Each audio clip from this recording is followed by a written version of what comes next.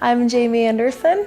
We are in my hometown, South Lake Tahoe. It's the spring of 2017. Wrapping up the season, I did a bunch of contests this winter and I've kind of been on the road and finally am chilling for a minute.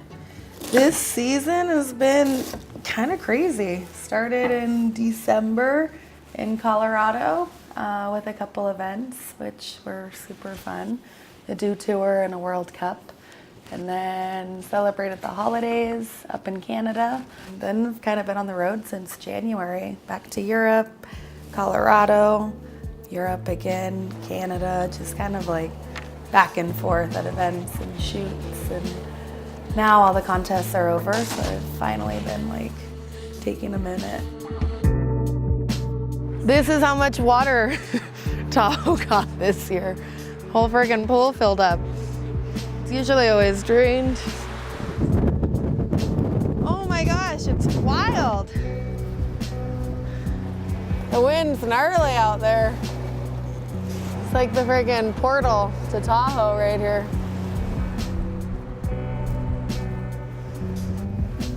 My family raised us right here in South Lake Tahoe, so from the time I was 9 years old, I started snowboarding, and my older sisters were my inspiration. I got their hand-me-downs and definitely followed in their footsteps. I definitely feel like my family is my foundation, and we've always had a really solid support team. It's pretty fun to be able to come back and all go shred for the holidays.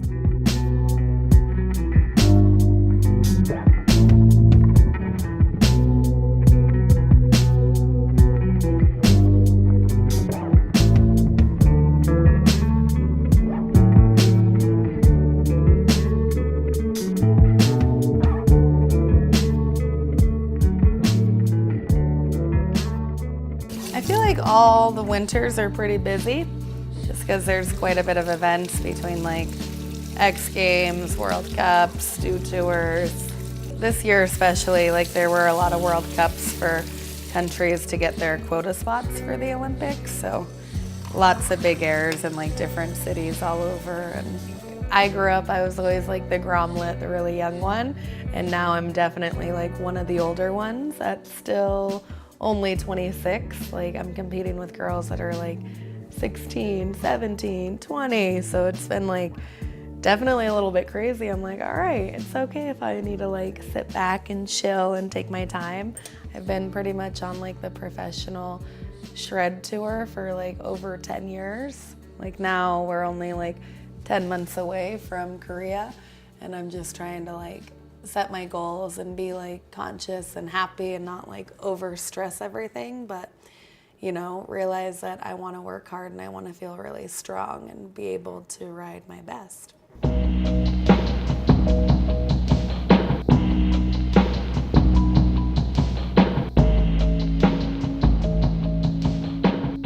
I wasn't like super pro Olympics, have to go to the Olympics. It kind of just like all happened right before my eyes, and I was definitely like easygoing. I'm like, it could be super cool to go, but I wasn't like, I have to go win the Olympics. Like that's gonna make my life. Like I definitely am not that way, but I wasn't like anti-Olympics. I think it is cool to see the world come together to celebrate sports and passion.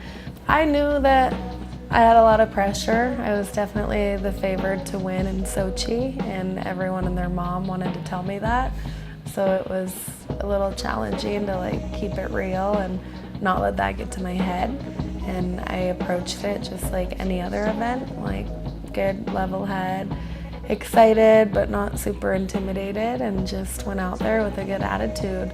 And I was in a really good headspace. I felt really confident and grounded and strong, and it was really fun. You know, I had my highs and my lows. It was probably one of the craziest events energy-wise that I ever felt.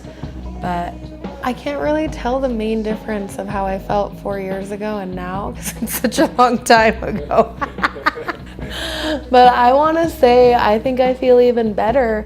I think it's cool to kind of watch these timelines and see how much we can grow and evolve as humans. And I would say I've definitely maintained like a spiritual practice, and even if my yoga goes in waves, I feel like I still practice the philosophy part, which I think is the most important. Physically, I want to be even stronger. I've had a long season, but I think like in a couple weeks of eating fresh and working out, going to yoga, I'll be feeling really good going into this next year.